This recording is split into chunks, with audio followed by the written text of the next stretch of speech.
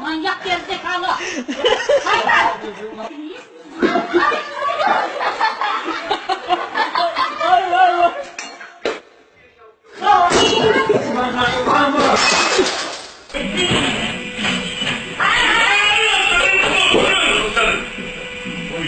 Allah'ım yarabbim, salaklar ya.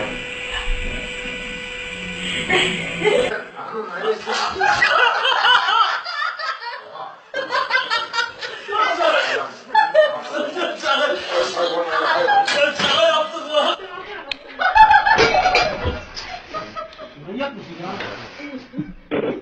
Baba. Böyle olmaz ya. Oynama.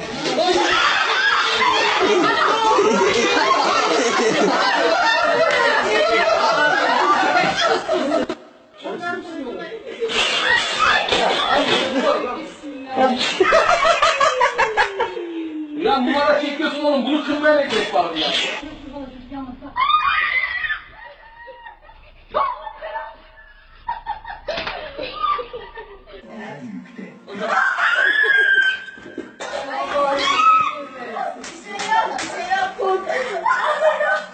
Manyak Allah seni kahretsin. Kız git bir bardak su git ölecek.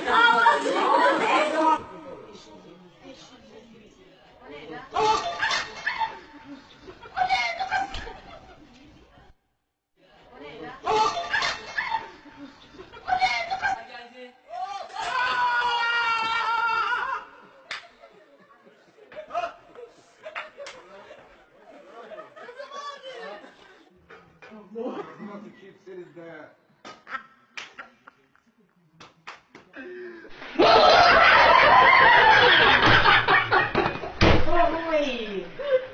Ne koy koçaydan mı? Gerçekten Ya oğlum.